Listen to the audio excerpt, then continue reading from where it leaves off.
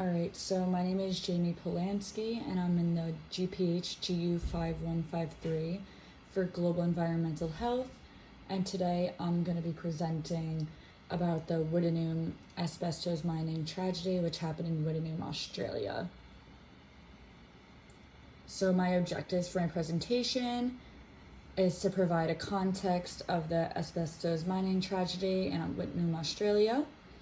I'm going to recognize the health effects from this exposure that occurred, and I'm also going to teach the public on events that occurred in order to prevent this tragedy to ever happen again.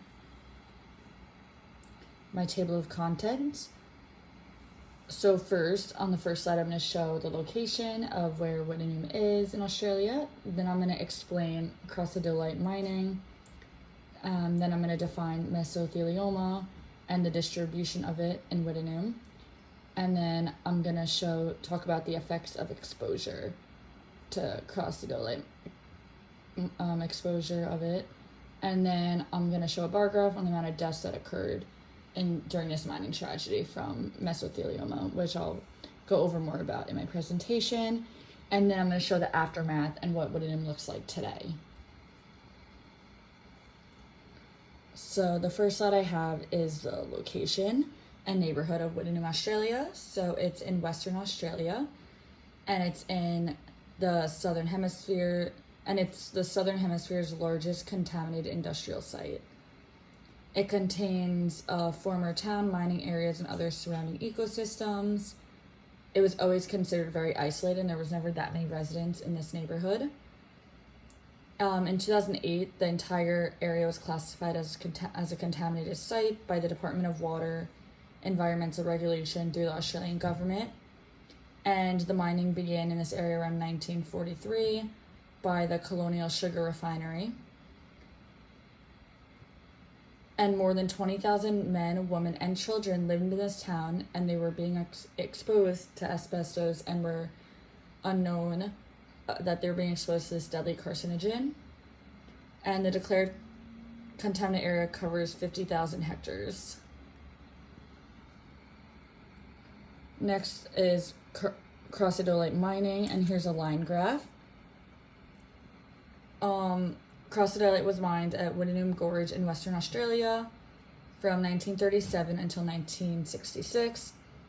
As you can see in this line graph, you can see the main production of the Wittenoom crossodolite and the amount of cumulative fibers produced and waste produced continued to increase as the years went on. As you can also see in this graph, it took these miners 20 years to produce 130,000 tons of cumulative fibers and 2.6 million tons of cumulative waste. Next, I'm going to explain what is mesothelioma and how is it distributed in Wittenoom. So, mesothelioma is an aggressive and deadly form of cancer. It forms in the thin tissue that lines many of your internal organs, and the exposure of asbestos is actually the main cause of most cases of mesothelioma. It is also mainly located in the lungs or in parts of the abdomen, as you will see in my presentation, which location is more common. This table is based off a study that was done between 1979 to 1994, and it shows the distribution of Wittenoom mesothelioma cases due to crossodolite exposure. As you can see from this pie chart, most of the cases were due to occupation exposure at 69%,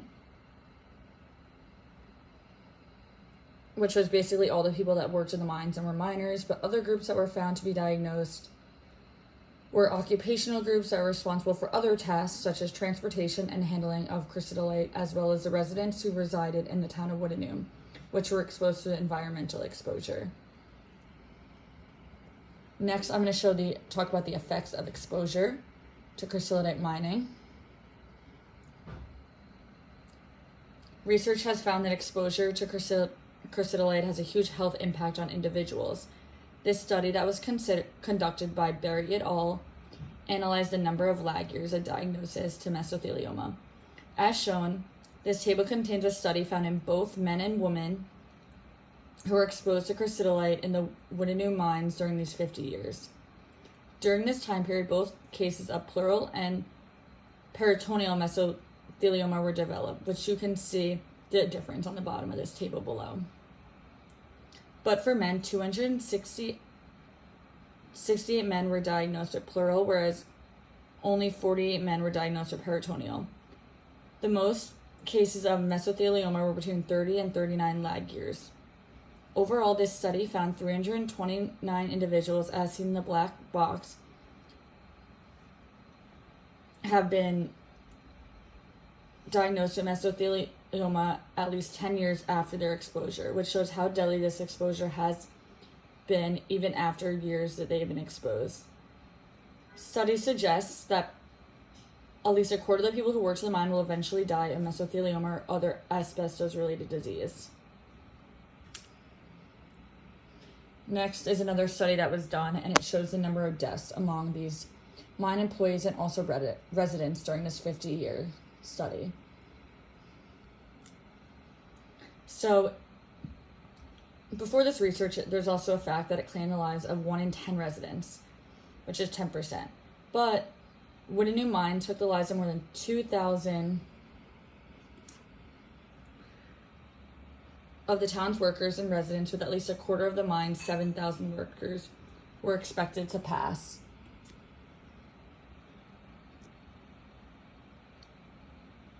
From asbestos-related disease. As you can see in this bar graph, the most cases that were found were in men, plural. Also, you can see the deaths for women appeared much lower compared to men, but all the women in Wittenoom who were diagnosed with mesothelioma died from it. That's because men were the majority of the mine workers and had the most exposures. Now we're going to show you what it's like today. So as you can see from this picture,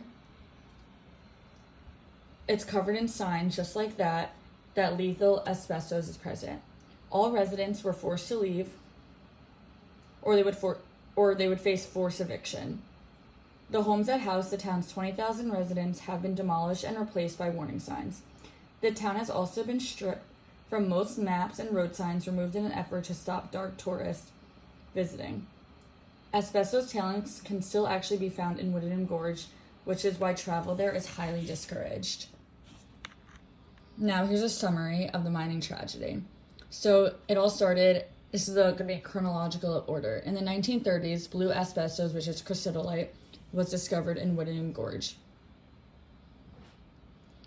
Wittenoom became one of the largest blue asbestos mining centers in the world during the 1950s and 60s. There was concerns about high levels of asbestos dust, but the warnings were ignored by the mining companies, but finally ended in 1966.